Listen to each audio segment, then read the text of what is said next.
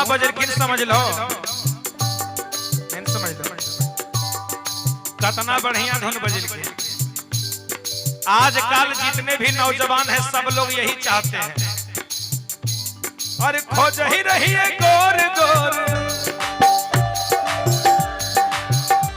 अरे खोज ही रही है गोर गोर मिल गए कर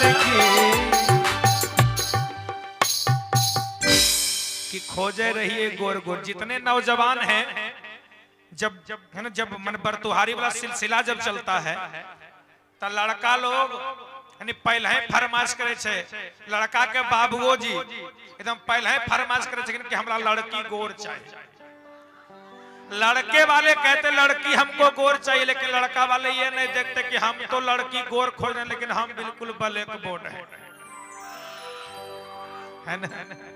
लड़का बिल्कुल ब्लैक बोर्ड है, ये देखने के लिए तैयार नहीं, लेकिन लड़की गोर चाहिए। इतने ना अपाचियो चाहिए, ओकर नाम है छके अपाची, जकरा लेला के बाद जे हजम नहीं होवे ओकर नाम है के अपाची के। भैया ध्यान दे, आजकल के नौजवान यही चाहते हैं। आइए है खोजे रही है गोर गोर, आ खूब दहेज के चक्कर में मिल जाए छे अनपढ़, रुपयो चाहिए सुंदरो चाहिए तो जान लियो सब चीज नहीं मिले छे, कोई एके चीज मिले। अगर सुंदर रहतो तो पढ़ल नहीं रहतो, पढ़ल रहतो तो सुंदर नहीं रहतो, है ना। आ सब कुछ नहीं मिले छे भैया, तब ओखने हार पार के यह कहबो ई करहो सभे फुसुर फुसुर बात गड़बड़ लागो, ओखने ई बात छोड़ के कोनो बात नहीं कहबो कि करहो सभे फुसुर फुसुर बात गड़बड़ लागो। एगो लइकवा कल के गे मैया बरतुहारी होवे रहे, अब कुटुमा बैठल रहे, तब बाबूजी तो बड़ी मस्त रहे कि 5 लाख में फाइनल होले। एगो स्प्लेंडर छे है ना, साथे साथे सिलेंडरो मिलबे करते। लड़कवा कल के गे मैया, कल के की रे बेटा, कल के मैया हम बिया हुआ नहीं करबो, कल कह रे कल के हमरा जैसन आभास होलो, कल के आभास की होवे छे। मैया हले देहात के एकदम अनपढ़, कल के रे बेटा आभास हमें नहीं, कल के मैया आभास नहीं मिले जिनका हमरा हमरे पता चले के की। कल के मैया हमर बाबूजी के बात पर नहीं रही है, बाबूजी तो ओकरे मिल गेलो 2 पेक लेल खाओ है ना। अब कहे ई नसमा में सब गड़बड़ नहीं कर के रे बेटा आखिर तो हमरा से स्पष्ट बोल ना। कल के मैया अरे करहो सब फुसुर फुसुर बात गड़बड़ लागो, कल के आरो कल के मैया के करबौ नहीं बियाहबा,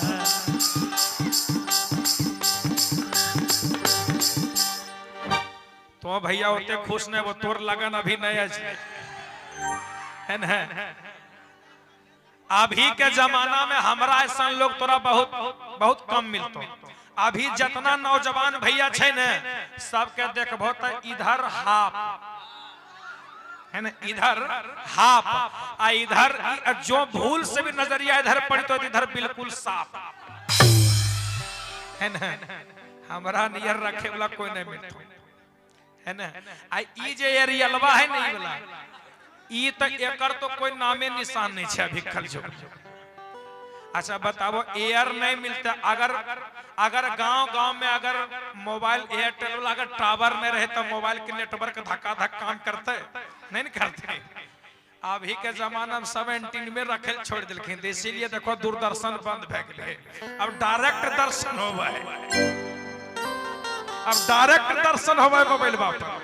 इसीलिए भैया तनी एकरो ख्याल तनी करल करो, ई दूरदर्शन बहुत जरूरी है ना। आ जो नहीं रखबो त एक के बात कहबो कि करहो सभे फुसुर बात गड़बड़ लागो,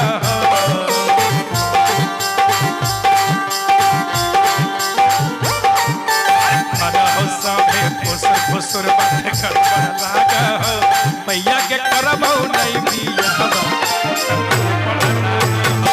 मैया के करबौ नहीं बियाहबा उतयन पढ़ला हो, मैया के करबौ नहीं बियाहबा उतयन पढ़ला हो।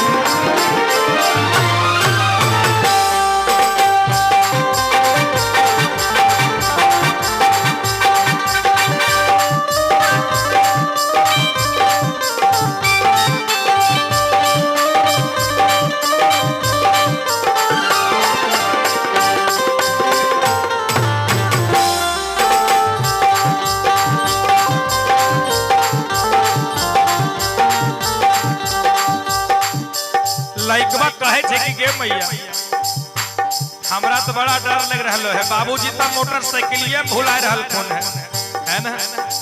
हमारा नहीं चाहिए मैया हीरो होंडा गाड़ी,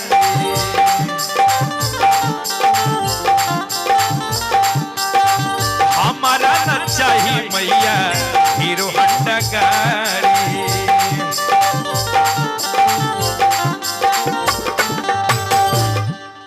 देखबा कल के मैया हमरा हीरो होंडा नहीं चाहिए, हमरा गाड़ी नहीं चाहिए, कल के तब कल के हमरा कुछो नहीं चाहिए, लेकिन तनी गोर होवे चाहिए।